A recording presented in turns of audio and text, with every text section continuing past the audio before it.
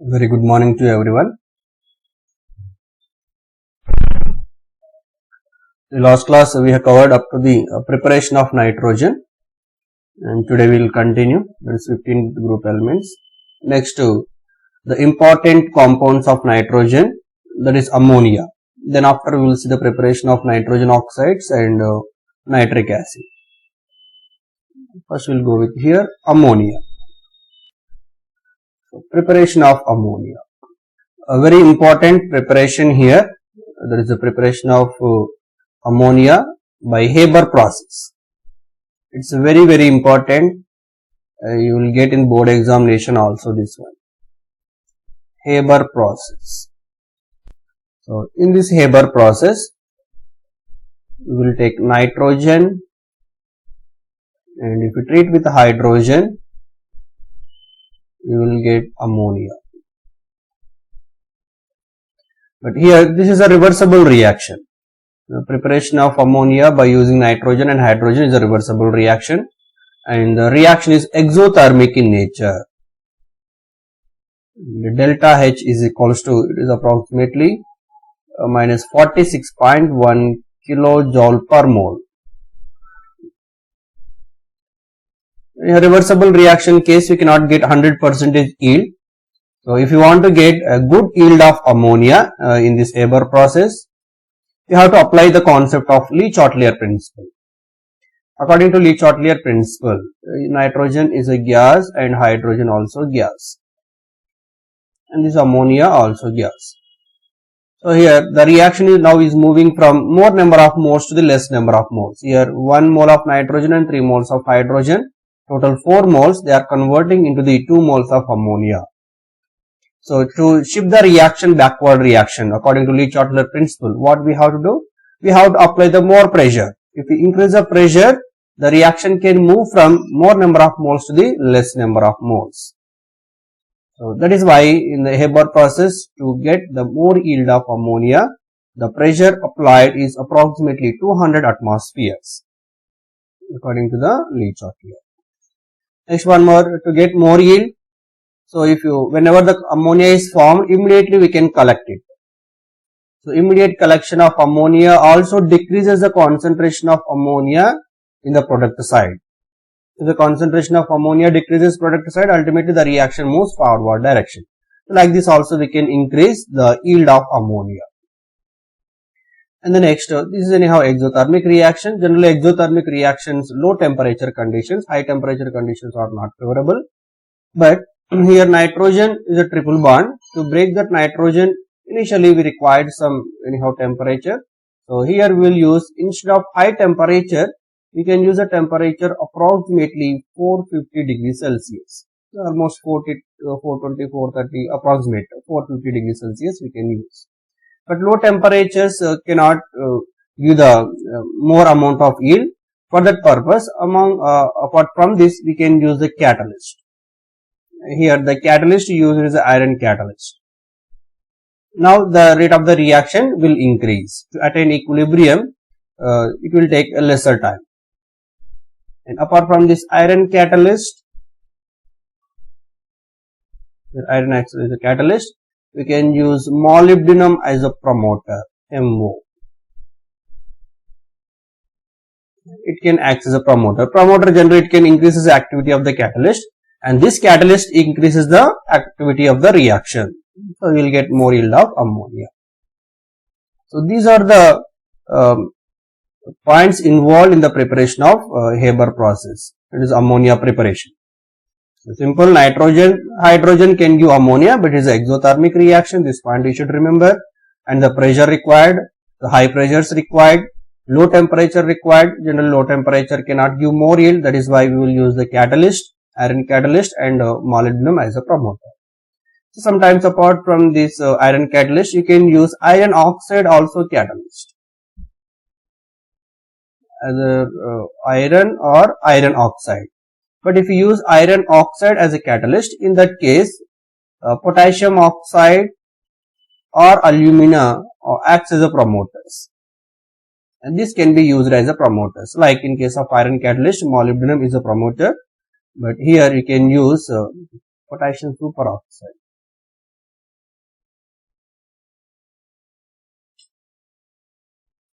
You can take potassium oxide, it's aluminum. They can be used as a promoters here. This is Haber process, very important. You will get for board level also. This you have to write the complete story. You have to write if they ask in board level, every point. Other preparation methods. Next, just treating of ammonium salts with base.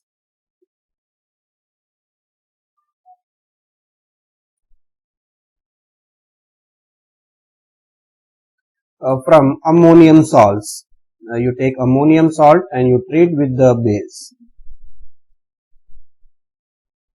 Ammonium chloride with the base calcium hydroxide.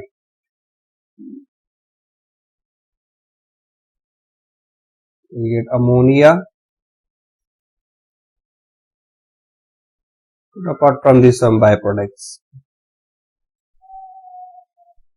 And again, ammonium sulfate.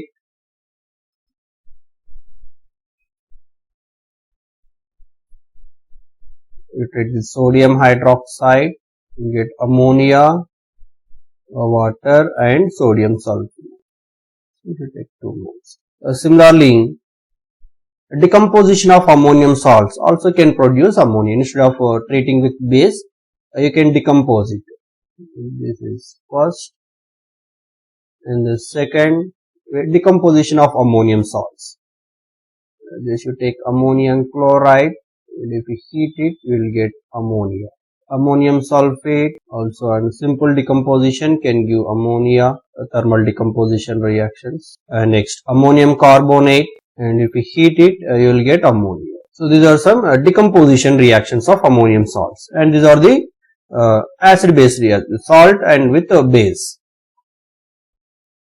The next preparation, third type, metal nitrides. If you hydrolyze it, you will get ammonia. This is also very important. From metal nitrides. Hydrolysis of metal nitrides.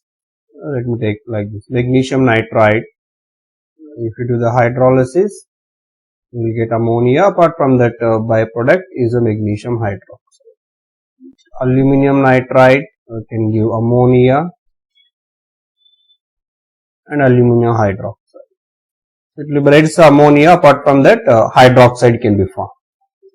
Boron nitride, and if you hydrolyze it, it also can liberate ammonia, and you will get boric acid. Like this, metal nitrates can undergo hydrolysis and they can give ammonia. Next, cyanamide process. We can prepare ammonia from cyanamide process. So this is a stepwise process here. First we will take up calcium carbonate, limestone. Just if you heat it, you will get calcium oxide, carbon dioxide, and this calcium oxide, when you treat with the coke carbon, you will get calcium carbide. And this calcium carbide, if you treat with nitrogen, you get a mixture of calcium cyanamide and carbon. This is called calcium cyanamide. And the mixture of calcium cyanamide and this carbon, and together it is called nitrolim. And this is also very important. A mixture of calcium cyanamide and carbon is called nitrolim.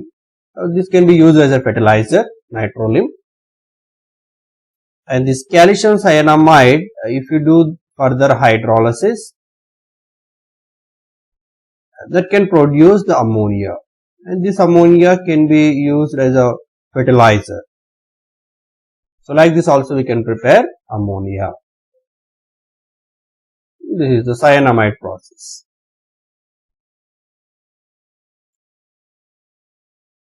Some other different preparation methods, not that much important. These urea can undergo hydrolysis,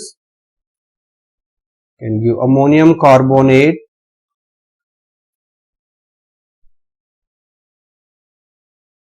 H4 taken to CO3.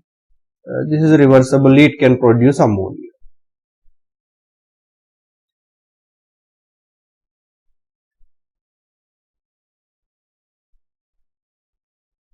Further preparation method of the ammonia. So anyhow, here Haber process is very important. Next, nitrites, hydrolysis reactions and decomposition of ammonium salts. There is a preparation of ammonia. Next, properties of ammonia.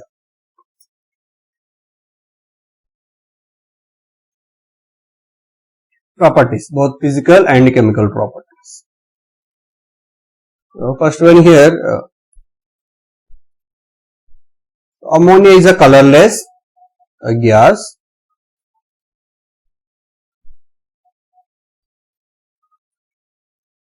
With pungent odor. Based on this odor, we can identify.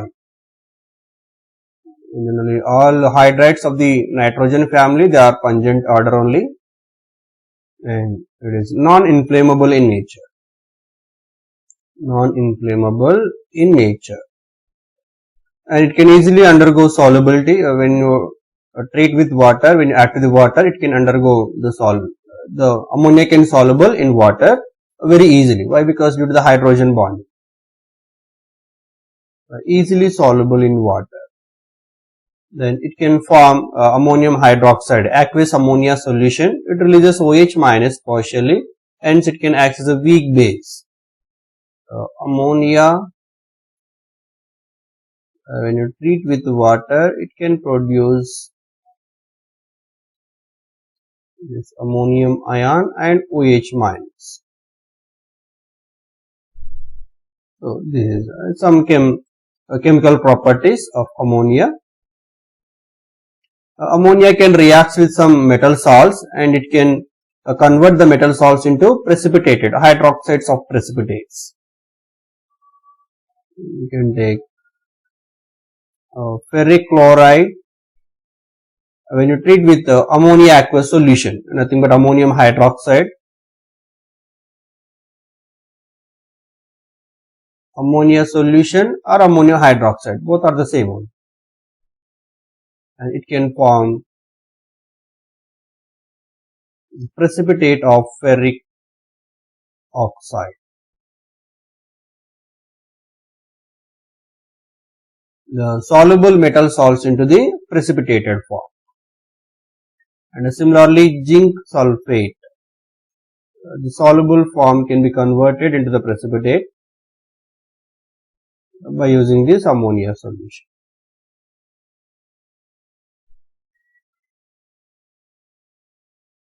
Zinc hydroxide, again this is a precipitate.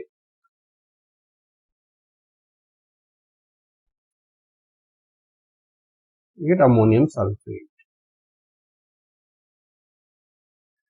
And ammonia, it is a weak Lewis base, and it can act as a strong complexing agent. It can act as a ligand. Due to the presence of lone pair, it can donate the lone pair to the metal orbitals, d orbitals, can act as a complexing agent. As complexing agent, it can show chemical reactions like this due to the presence of lone pair. When it reacts with copper 2+ ions,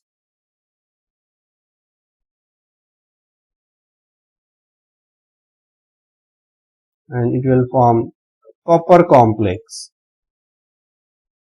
tetraamine copper complex, and this tetraamine copper complex is in deep blue color, and this is a deep blue color complex.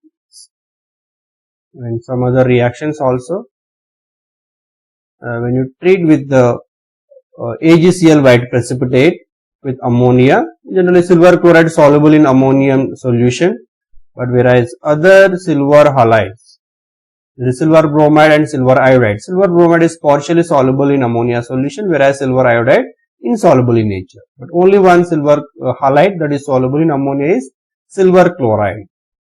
The solubility is again due to the formation of this diamine silver complex, soluble complex it can be formed. And this is a soluble complex. These are the reactions with it can act as a complexing agent. Next, reaction with halogens. Especially here, reaction with chlorine. This is also very important, the reaction of ammonia with chlorine.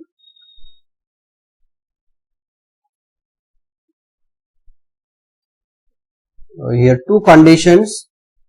When you take ammonia is excess, one condition, or if you take chlorine is excess, you will get different types of products. So first, if you take ammonia in excess amount, you take excess ammonia and if you treat with chlorine, it can produce nitrogen and ammonium chloride salt. Or else, instead of taking excess ammonia, if you take excess chlorine. Next case, ammonia if you treat with chlorine. But here, this is excess. In this particular case, the product formed is different, that you will get explosive nitrogen trichloride. NCl3 will be formed. It is an explosive.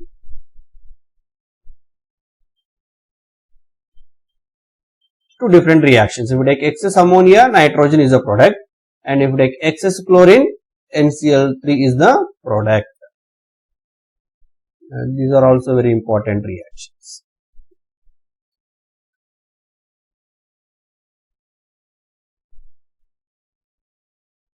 Next, drying of ammonia.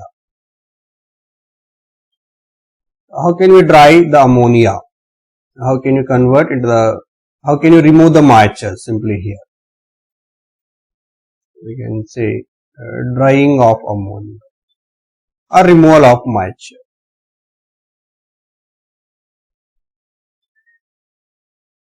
This is also very important concept. Ammonia can be dried over the drying agent, dehydrating agent, there is a calcium oxide. But you cannot use other dehydrating agents like P2O5 or HNO3, those kind H2SO4, that drying, dehydrating agents we cannot use here. So drying of ammonia, ammonia is dried over calcium oxide only, calcium oxide. And you should not use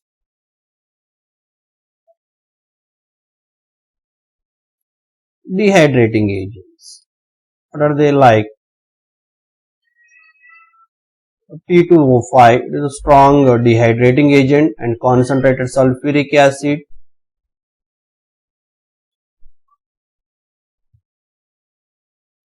and anhydrous calcium chloride. This anhydrous calcium chloride also it can absorb to form the crystalline water. So this is something.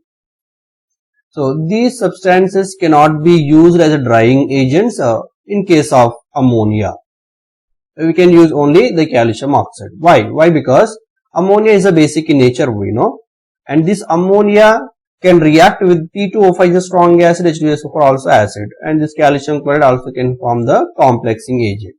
So this ammonia, instead of these drying agents, instead of removing the water, they can react with ammonia also apart from that. So that is why you should never use these type of dehydrating agents. Calcium oxide, here calcium oxide, this is a base, ammonia also base. So there is no reaction between calcium oxide and ammonia. That is why we can use this. And here calcium oxide and ammonia, no reaction. Whereas other dehydrating agents can undergo some chemical reaction. So that is the reason. Like this we can dry the ammonia. P2O5 Next, testing of ammonia. How can we test the ammonia?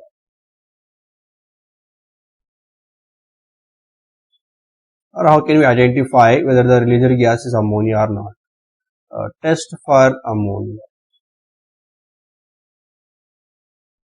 It is also very important test for ammonia. Generally, if it gives a pungent odor, we can say ammonia. That can be further confirmed by using the Nessler's reagent. If you treat this ammonia or ammonium salt with Nessler's reagent, that is K2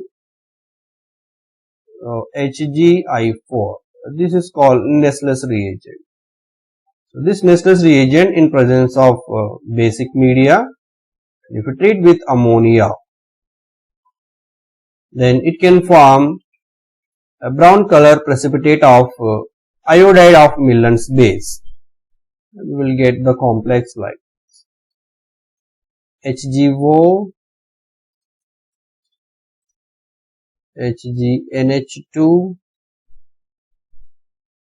I plus potassium iodide. And this is called iodide of Millen's base. Iodide of Millen's base. It is a brown color precipitate. Brown precipitate. So this is a confirmation test for the ammonia when you treat with Nessler's reagent. Ammonia, or we can take ammonium salts, ammonium chloride or ammonium sulfate, whatever it is, which releases ammonia, can be tested by this Nessler's reagent. Second one, just you can kind of acid-base reaction. Ammonia, if you treat with sulfuric acid, it can form white dense fumes. That indicates the liberation of ammonia only. If it forms white dense fumes of ammonium chloride.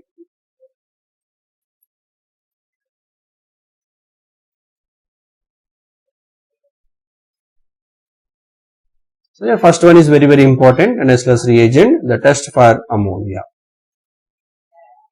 Next then, applications of ammonia or uses of ammonia. Where we can use the ammonia can be used in the various laboratory purposes and industrial purpose. The consumption of ammonia also can give the economy of the country. The more consumption of ammonia or more consumption of sulfuric acid or more consumption of nitric acid, that can give the prosperity of the country also. If you use more amount of ammonia means we are using in different ways that ammonia. Ammonia is a very prime material, prime compound for various industrial purposes, for preparation of various types of compounds. Okay, so this we can use for the preparation of fertilizers also. It can be used as a refrigerant. Also, we can use this as a solvent in industry. Ammonia can be used for the preparation of various nitrogen containing fertilizers. Manufacture of fertilizers. Fertilizer preparation. These are few applications. And this according to the NCERT. A lot of applications in that few are there.